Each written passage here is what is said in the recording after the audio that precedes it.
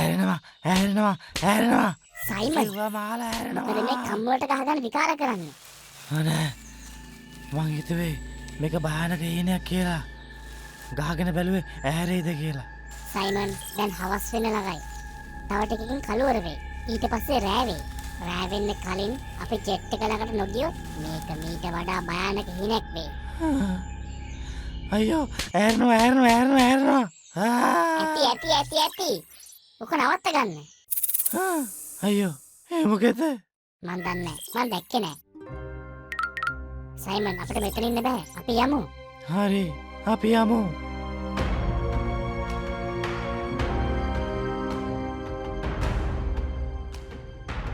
අයියෝ මේ මීදුමට කිසිම දෙයක් පේන්නේ නෑනේ. හරි ඔයා බය වෙන්න එපා. මම ඉස්සරහින් යන්නම්. ඒක හොඳයි. අපොයි මොකේද කකුල ගෑවුනේ? කෑ ගහන්න එපා සයිමන්. මේ මගේ කකුල.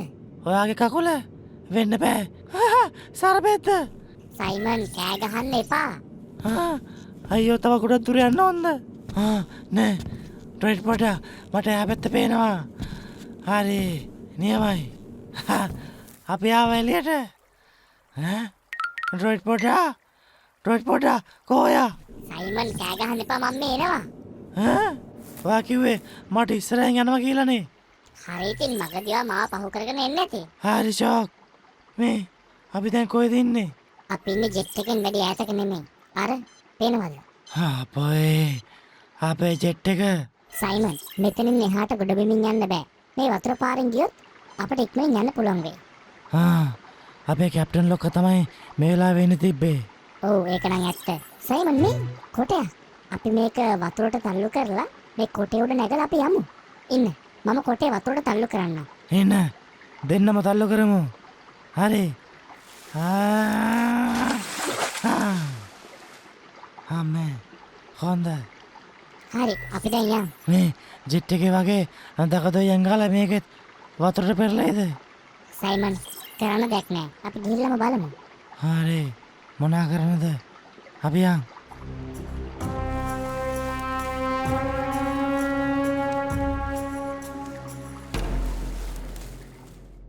මේ මට සාධාරණ බයක් තියෙනවා. අපිට ජීවිතේටවත් ආපහු ගෙදර යන්න ලැබෙන එකක් නැහැ කියලා. නෑ සයිමන්. අපි ජෙට් එක හොයාගෙන ගෙදර යමු. මේ ආට නිකන් අමුත්තක් දෙන්නේ නැද්ද? ඒ මොකද්ද? නිකන් අපේ පස්සේ කවුරු හරි එනවා වගේ. මට නම් මෙහෙම මොකෙක්වත් පේන්නේ නෑ. හැබැයි මට වෙන දෙයක් නම් පේනවා. සරපෙක්ද? නෑ සයිමන්. මට පේන්නේ මේ පැත්තේ ආදිවාසී ජනවාස තිබිලා තියෙනවා.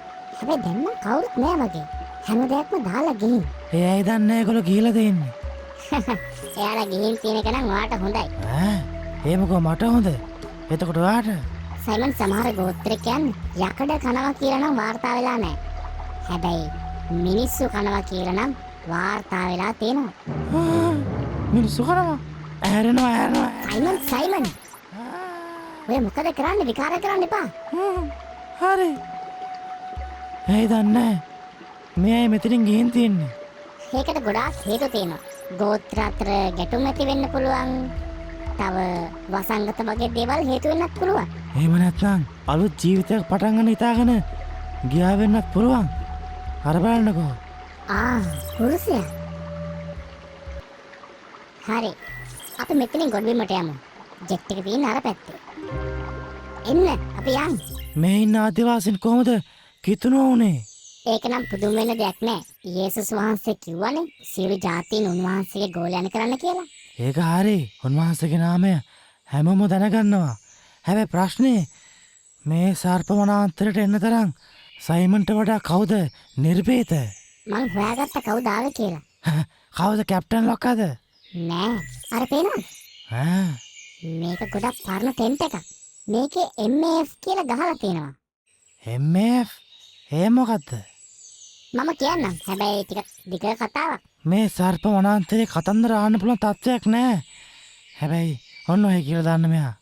MAF නැත්තම් මිෂන් ඒවියේෂන් ෆෙලෝෂිප් කියන්නේ ලෝකයේ කිසිම පුද්ගලෙක් ළඟා නොවුන ජන කණ්ඩායම් වලට සැහැල්ලු ගුවන් යානා මගින් වෛද්‍ය ප්‍රතිකාර, හදිසි සහන සහ විශේෂයෙන්ම යේසුස් වහන්සේගේ බලාපොරොත්තුවේ පණිවිඩය අරගෙන යන ගෝලීය ක්‍රිස්තියානි සංවිධානයක්. හැබැයි 1956 දී ඇමසන් වනාන්තරයට ආව Nate Saint, Jim Elliot, Ed McCully, Pete Fleming, Roger Youderian යන MAF කණ්ඩායම ඛේද වාචකයකට මුහුණ දෙනවා.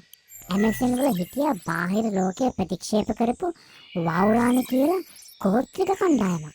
අන්න ඒ අය එක්ක සාමකාමී සම්බන්ධතාවයක් පවත්වන්න මේ MAF කණ්ඩායම ඇමසන් වෙත එනවා.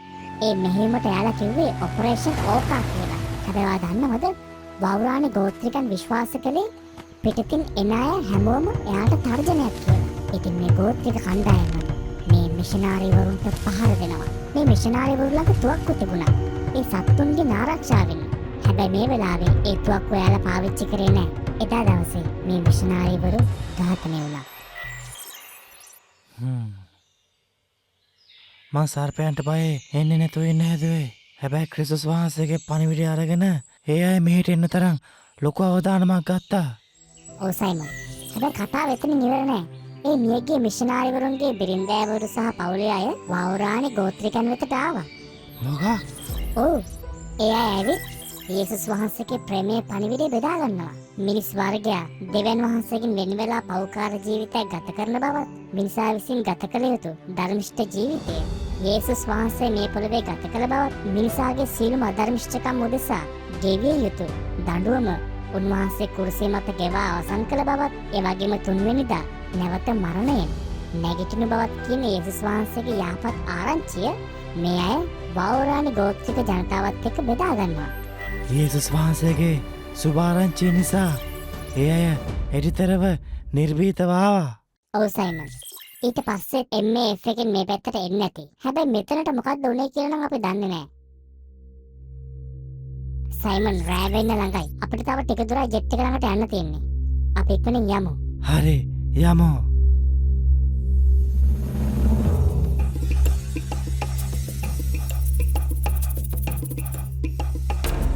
රයිට් පොඩ්ඩා. ඔයාට ඇත්තටම හිතෙන්නේ නැද්ද අපේ පස්සේ කවුරු හරි එනවා කියලා? මොකද ඒ සයිමන් පොඩ්ඩක් පස්සේ හැරලා බලන්න. අයියෝ සර්පේ! සයිමන් අපි ඉක්මනට දුවමු. ඉක්මනට එන්න. පියන්. සයිමන් අර තියෙන ජෙට් එක නියමයි. හැබැයි මොනවා කරන්නත් අපිට මේ කොටෙන් එහා පැත්තට යන්න වෙනවා. ඔව් සයිමන් ඉක්මනින් යමු. අන්න සර්පයා ළඟම එනවා. අයියෝ හරියන්.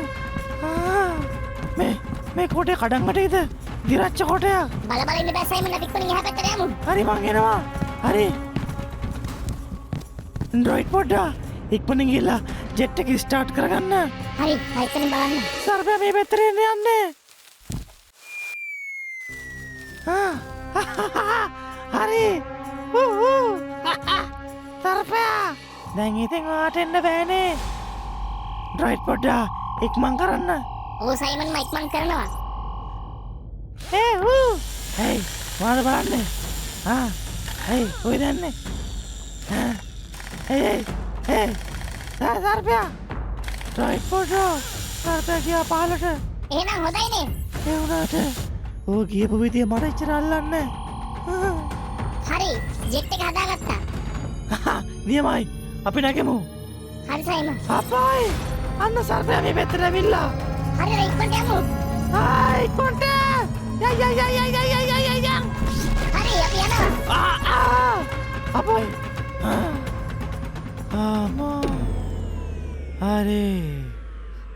හරි සයිමන් බය වෙන්න දෙයක් නැහැ.